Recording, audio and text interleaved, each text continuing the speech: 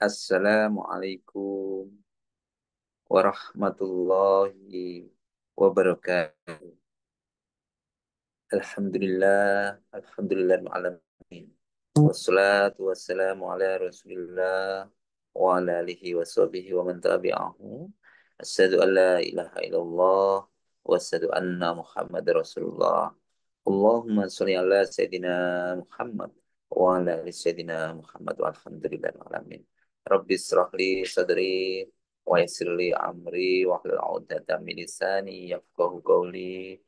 Bizidni ilma warzuqni fahma birahmatika ya arhamar rahimin. Ibu bapak sekalian yang dirahmati Allah, dimanapun anda berada, kami doakan semoga selalu sehat, sehat pikirannya, sehat badannya, sehat olahraganya.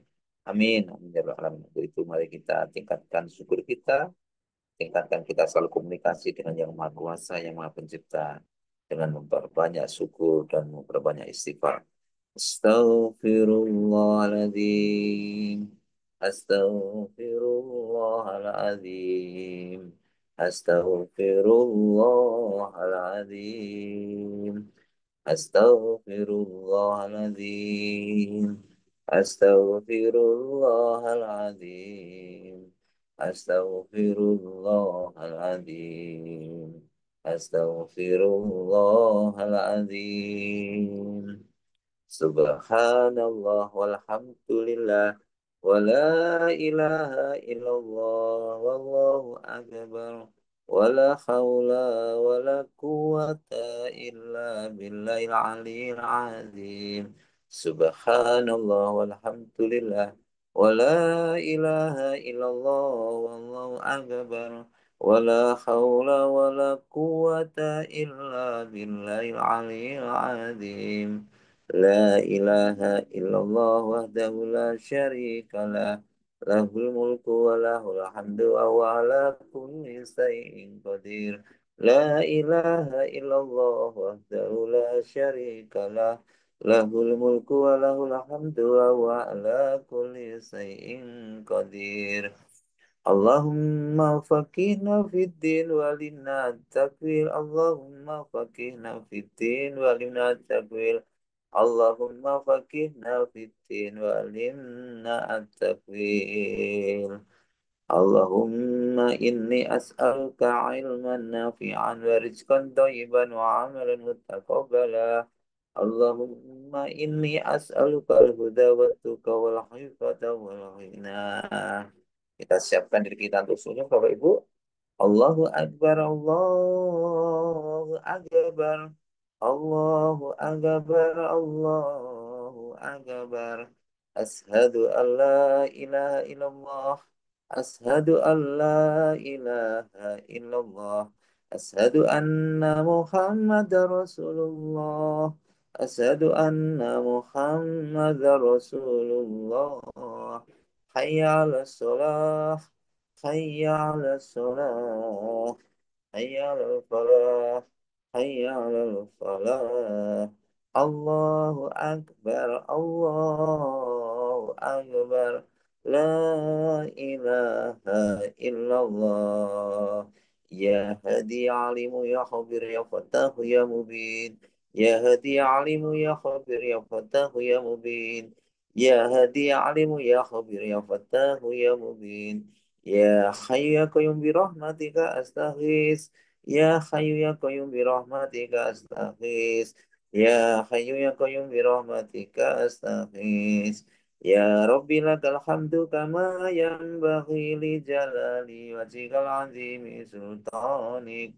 Rabbana zalamna anfusana wa illam taghfir lana وترحمنا لنكونن من الخاسرين ربنا هب لنا من أزواجنا وذرياتنا قرة أعين واجعلنا للمتقين إماما ربي أنزلني منزلا مباركا وأنت خير المنزلين ربنا إنك جامع الناس اليوم لا ريب فيه إن الله لا يخلف الميعاد اللهم ربنا أنزل علينا مائدة من السماء تكون لنا عيدا للأولين وآخرين وآية منك وارزقنا وأنت خير الرازقين اللهم ارزقني عزا وشرفا واجعلني مؤمنا صالحا محبوبا عندك وعند الناس جميعا حسبنا الله سيدنا الله من فضله ورسوله إنا إلى الله راغبون. Ibu bapak yang dirahmati Allah, pada kesempatan pagi hari ini saya ingin menyampaikan apa saja keutamaan sholat khusyuk, keutamaan sholat khusyuk atau pentingnya sholat khusyuk. Kita ketahui sholat adalah ibadah yang sangat penting dalam kehidupan seorang muslim. Sholat bukan hanya sekedar rangkaian gerakan fisik dan bacaan, tetapi juga merupakan momen untuk mendekatkan diri kepada Allah, yaitu mendapatkan ketenangan hati, merasakan kehadirannya, dan pendalaman makna setiap gerakan bacaan sholat membantu kita mencapai tingkat khusyuk, merupakan inti dari sholat yang akan diterima oleh Allah Subhanahu wa Ta'ala. Maka sholat khusyuk memiliki banyak sekali keutamaan, banyak sekali keutamaan. Yang pertama yaitu orang yang sholat khusyuk dapat memperoleh kebahagiaan, keberuntungan, baik kebahagiaan, keberuntungan hidup di dunia maupun di akhirat. Bapak Ibu nanti bisa lihat dalam Quran surat Al-Mu'minun ayat 1 sampai 2,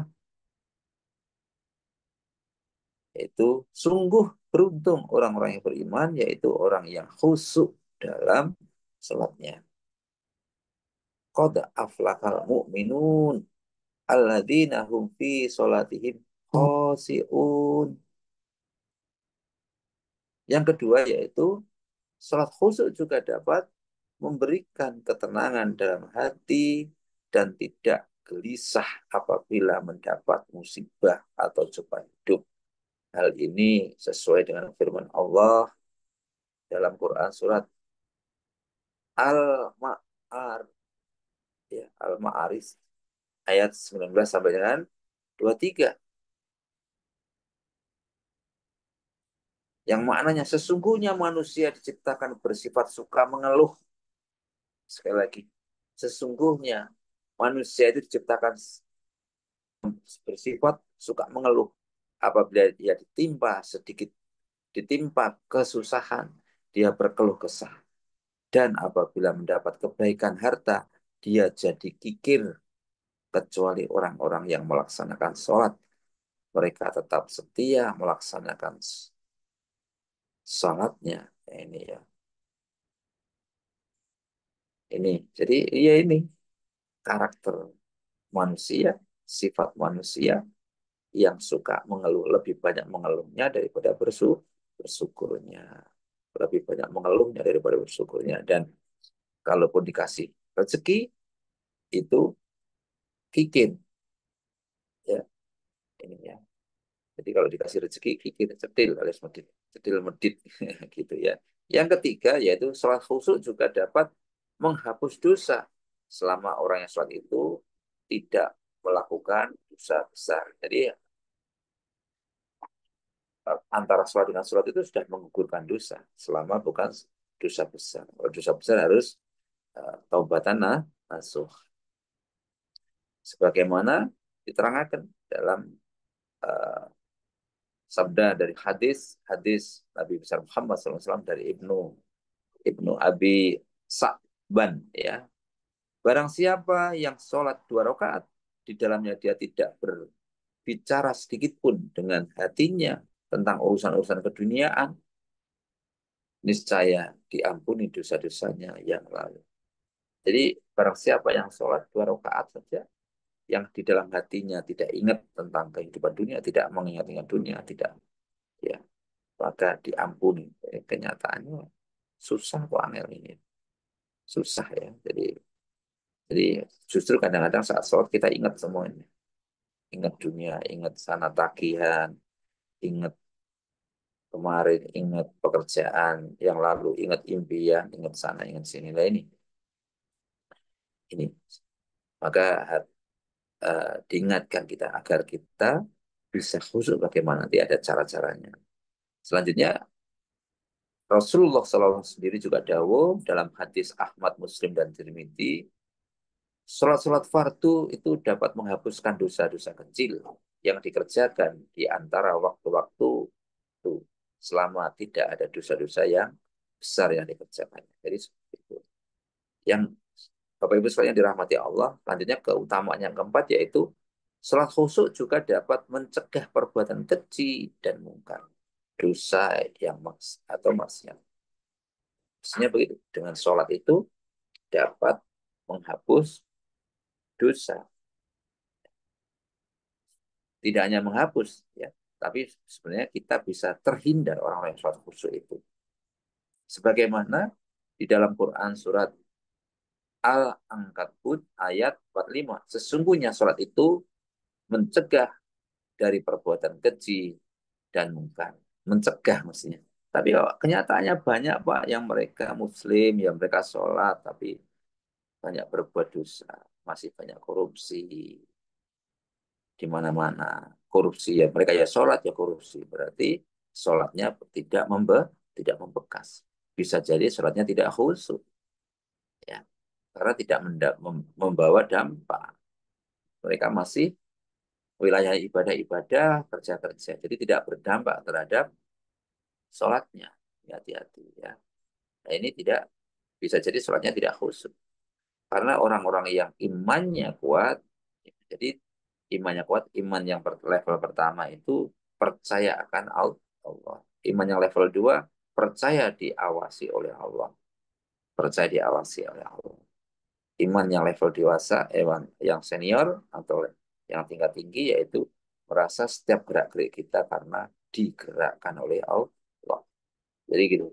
Jadi kalau sudah levelnya itu merasa diawasi dan merasa setiap gerak-gerik kita itu yang menggerakkan Allah, tidak akan berani ya korupsi karena selalu ada CCTV yang mengawasi. Semuanya ada konsekuensinya. Itu Bapak Ibu sekalian dirahmati Allah. Ya, itu. Maka kita sangat penting sekali untuk melaksanakan bisa sholat dengan khusyuk. Disebutkan bahwa apa itu khusyuk? Khusyuk artinya tenang atau tunduk. Tenang atau tunduk. Dalam Quran surat Fusilat ayat 39, dan di antara tanda-tandanya ialah bahwa kau lihat bumi kering dan gersang. Jadi saking tunduknya sama Allah. Jadi itu menandakan tentang ketundukan. Khusyuk dalam sholat berarti, jadi khusyuk dalam sholat artinya hadirnya hati ketika menghadap Allah. Hadirnya hati. Tenangnya anggota badan, juga perkataan dan perbuatan orang yang sholat ikut dihadirkan hati, pikiran, perasaannya hadir sejak awal hingga akhir sholat. Sejak takbiratul ikhram menghadirkan dalam rangka pengagungan, mengagungkan Allah, mendekatkan diri hanya kepada, mendekatkan diri sebagai hamba kepada Allah dan bahwa ia sedang bermunajat kepada Allah. Maka khusyuk ini bisa muncul ketika seseorang takut kepada Allah dan dekat. Karena kedekatan dengan Allah ini yang mereka rasakan ketika seseorang itu benar-benar mengenal Allah, benar-benar mencintai Allah. Artinya adalah rasa takut berdasarkan ilmu, khasah atau berdasar rasa takut berdasarkan ilmu kepada Allah dan mengikhlaskan ibadah kepada Allah. Khauf takut, rojak berharap, ketakutan yang karena ilmu tahu bahwa semua diawasi Allah, ya. Rojak karena sangat berharap, berharap pertolongan dari Allah, itulah yang menyebabkan seseorang itu makin khusyuk. Ada ketakutan, takut tidak khusyuk, takut tidak diterima amalnya, karena takut karena banyak dosa.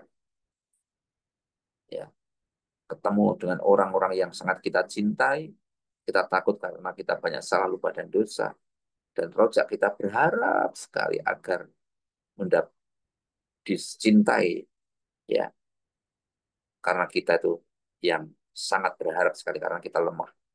Maka khusyuk ini bisa dihasilkan dari apa? Dari kehadiran hati, lalu diikuti dengan kekhusyuan anggota badan. Hati yang khusyuk hadir 100%, badannya ikutnya mengikuti. Khusyuknya hati barulah diikuti dengan khusyuknya pandangan, khusyuknya penglihatan, khusyuknya kepala, khusyuknya pendengaran, khusyuknya anggota badan lainnya juga ikut khusyuk sampai sampai akhirnya pada kalam, sampai dengan ucapannya juga khusyuk ikut. Tidak keburu-buru bacaan, ikut khusyuk. Menghayati, menghayati, ya, menghayati setiap bacaannya, dihayati, direnungkan, memaknai dan dihayati, dibacakan, dimaknai dan dihayati. Jika hati itu akhirnya bisa merasakan kehadiran setiap makna tadi, ya, itu. Maka Bapak Ibu sekalian dirahmati Allah. Sebaliknya jika hati tidak khusyuk, yang dihasilkan adalah istilahnya itu ghaflah. Ghaflah itu apa? Lalai. Pikirannya kemana-mana. Pikirannya melayang kemana-mana. Was-was, kegelisahan. Hatinya was-was. Tidak berdasar. Padahal ya mestinya pikirannya tadi dikosongkan, tidak kemana-mana, ditenangkan, pikirannya diendapkan, ditundukkan pikirannya, mestinya begitu.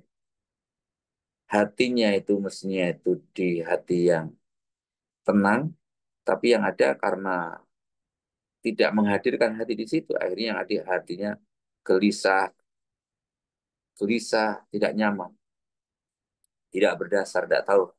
Inilah namanya rusaknya anggota, dan akhirnya sholatnya, anggota badannya tidak tidak tenang, anggota badannya juga tidak khusyuk atau tidak tenang. Maka inilah kita harus ada namanya keselarasan antara hati, pikiran, hati, jiwa, pikiran, perasaan.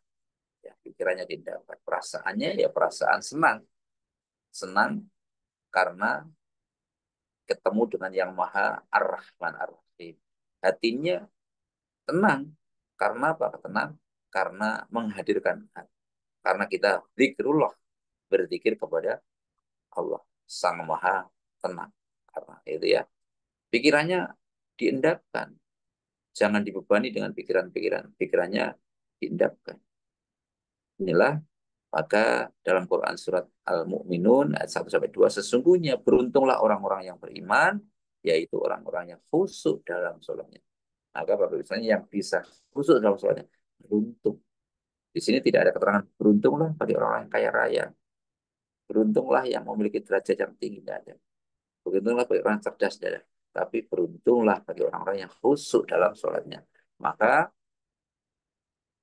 dan diterangkan juga khusyuk itu ternyata juga perkara yang cepat sekali hilang. Lebih-lebih di zaman sekarang ini, khusyuk itu akan diangkat oleh Allah Subhanahu wa taala.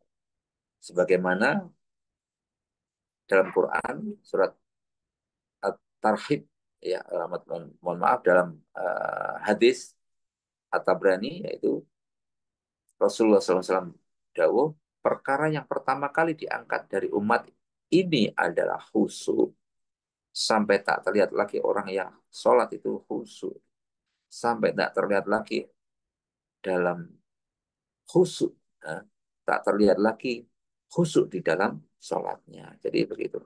Karena kalau khusyuknya sholatnya hilang, ya, ini perkara yang sangat-sangat bahaya. Dan ini pertama kali diambil.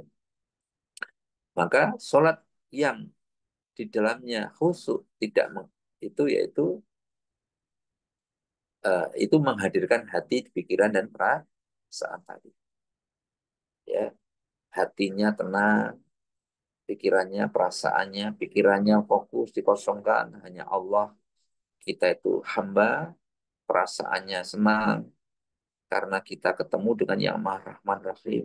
Jiwanya tenang, kita ya ya jiwanya tenang karena kita ketemu dengan Yang Maha Maha eh, ala bidzikrillah dengan hati tenang. Hatinya emosinya, perasaannya senang karena ketemu dengan Yang Maha Welas Asih. Dia senang. Kita bisa senang kan?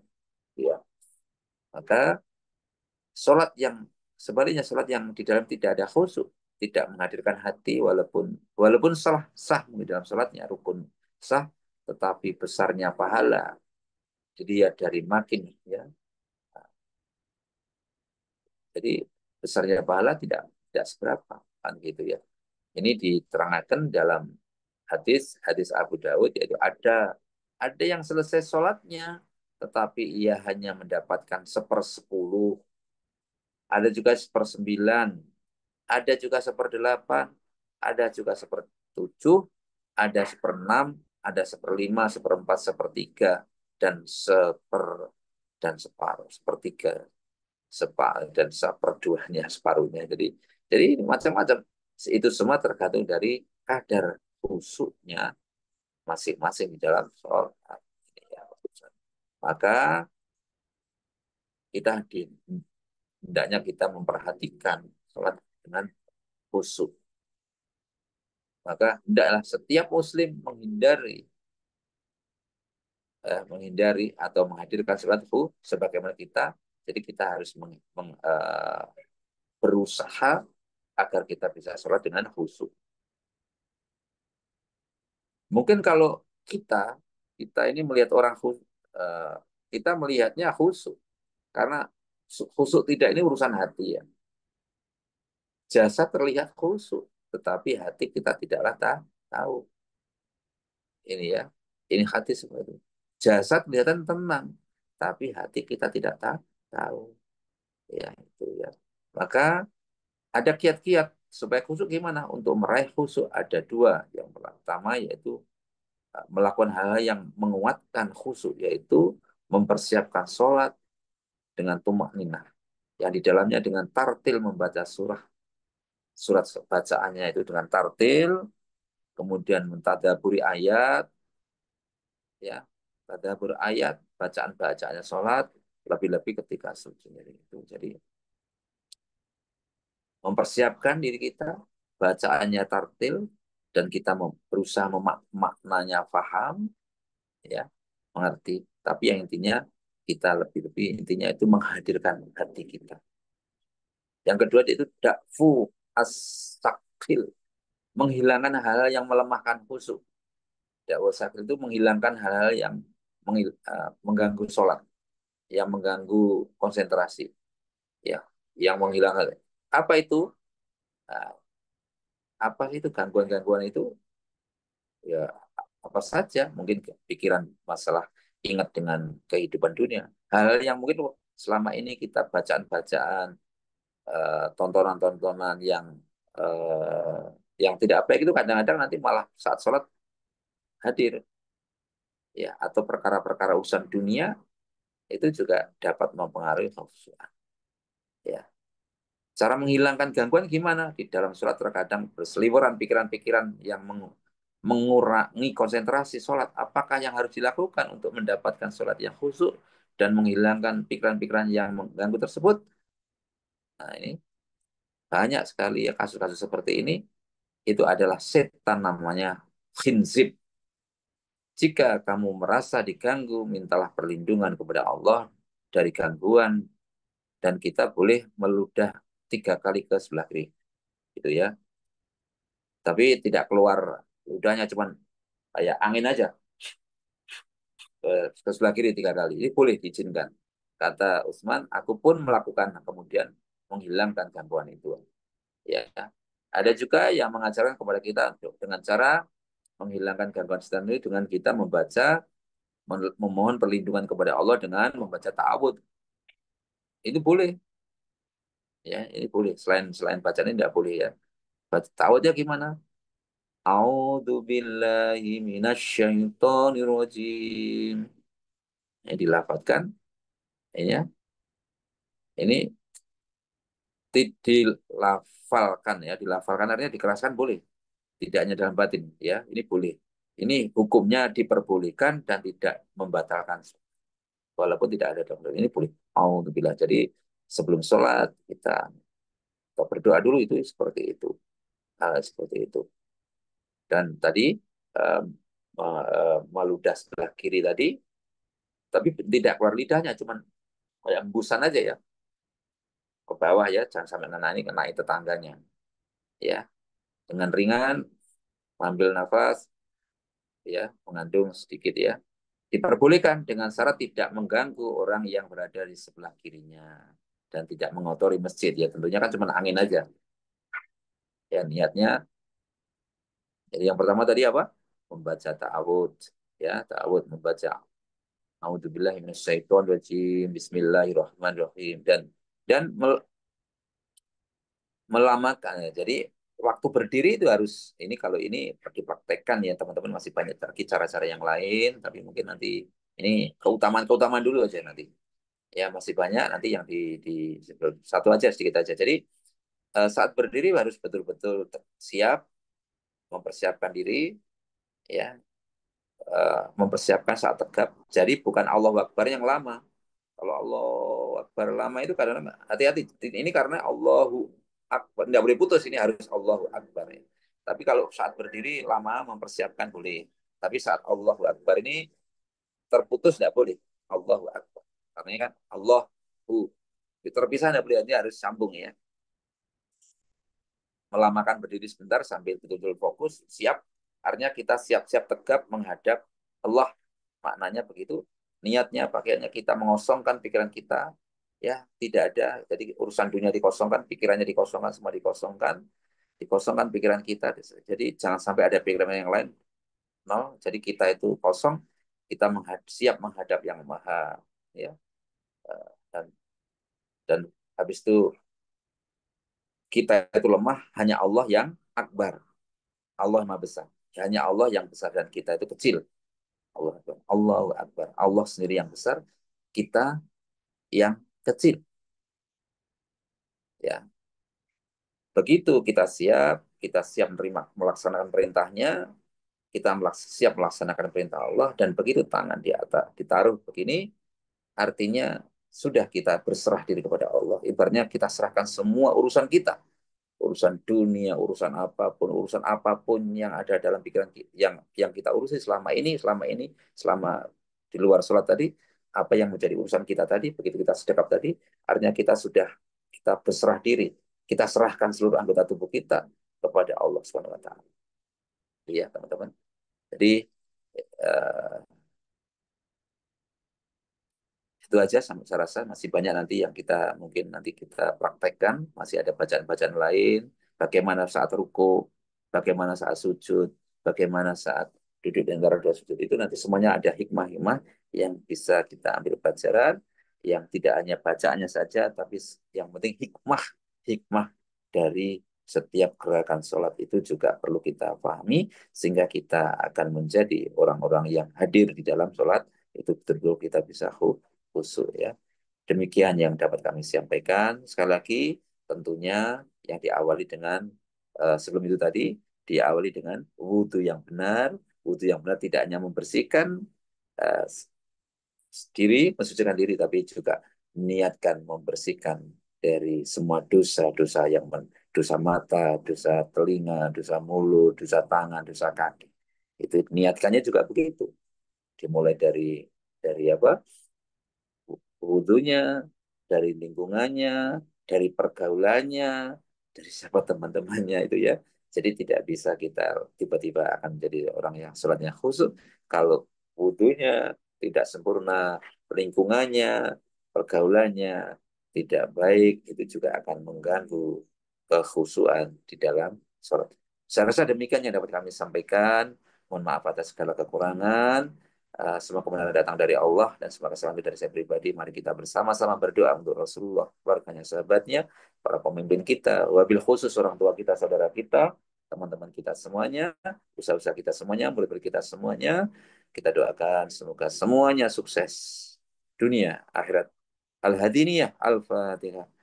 A'udzu billahi minasy syaithanir rajim. Bismillahirrahmanirrahim. Alhamdulillahi rabbil alamin. Ar-Rahmanir-Rahim. Maliki yaumiddin. Iyyaka na'budu wa iyyaka nasta'in. Ihdinas siratal mustaqim. Siratal ladzina an'amta alaihim. Khairil maghdubi alaihim waladdallin.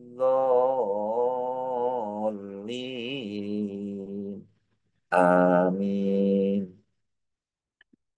أعوذ بالله من الشيطان الرجيم بسم الله الرحمن الرحيم إذا وقعت الواقعة ليس لوقعتها كاذبة خافضة رافعة إذا رجت الأرض رجا أصحاب المشأمة ما أصحاب المشأمة والسابقون السابقون أولئك المقربون في جنات النعيم ثلة من الأولين وقليل من الآخرين على سرور موضونة متكئين عليها متقابلين يطوف عليهم ولدان مخلدون بأكواب وعبارق وأكس من معين لا يصدعون عنها ولا ينزفون وفاكهة مما يتخيرون ولحم طير مما يشتهون وحروء كأمثال لؤلؤ المكنون جزاء بما كانوا يعملون لا يسمعون فيها لغوا ولا تأثيما إلا قيلا سلاما سلاما وأصحاب اليمين ما أصحاب اليمين في سدر محدود وطلح منضود وظل ممدود وماء مسكوب وفاكهة كثيرة لا مقطوعة ولا ممنوعة وفروش مرفوعة إنا أنشأناهن إن شاء وجعلناهن بكارا غروبا أترابا لأصحاب اليمين ثلة من الأولين وثلة من الآخرين وأصحاب الشمال ما أصحاب الشمال في سموم وحميم وظل من يحموم لا بارد ولا كريم إنهم كانوا قبل ذلك مترفين وكانوا يصرون على الحنث العظيم وكانوا يقولون أئذا متنا وكنا ترابا وعظاما أئنا لمبعوثون أوآباؤنا الأولون قل إن الأولين والآخرين لمجموعون إلى ميقات يوم معلوم ثم إنكم أيها الضالون المكذبون لآكلون من شجر من زقوم فمالئون منها البطون وشاربون عليه من الحميم فشاربون شرب الهيم هذا نزلهم يوم الدين نحن خلقناكم فلولا تصدقون أفرأيتم ما تمنون أنتم تخلقونه أم نحن الخالقون نحن قدرنا بينكم الموت وما نحن بمسبوقين على نبدل أمثالكم وننشئكم فيما لا تعلمون ولقد علمتم النشأة الأولى فلولا تذكرون أفرأيتم ما تحدثون أأنتم تزرعونه أم نحن الزارعون لو نشاء وجعلناه حطاما فظلتم تفكهون إنا لمغرمون بل نحن محرومون أفرأيتم الماء الذي تشربون أأنتم أنزلتموه من المزن أم نحن المنزلون لو نشاء جعلناه أجاجا فلولا تشكرون فرأيتم النار التي تورون أأنتم أنشأتم شجرتها أم نحن المنشئون نحن جعلناها تذكرة ومتاعا للمقوين فسبح باسم ربك العظيم فلا أقسم بمواقع النجوم وإنه لقسم لو تعلمون عظيم إنه لقرآن كريم في كتاب مكنون لا يمسه إلا المطهرون تنزيل من رب العالمين فبهذا الحديث أنتم مدهنون وتجعلون رزقكم أنكم تكذبون فلولا إذا بلغت الحلقوم وأنتم حينئذ تنظرون ونحن أقرب إليه منكم ولكن لا تبصرون فلولا إن كنتم غير مدينين ترجعونها إن كنتم صادقين فأما إن كان من المقربين فروح وريحان وجنات نعيم وأما إن كان من أصحاب اليمين فسلام لك من أصحاب اليمين وأما إن كان من المكذبين الضالين فنزل من حميم وتصفية جحيم إن هذا لهو حق اليقين فسبح باسم ربك العظيم صدق الله العظيم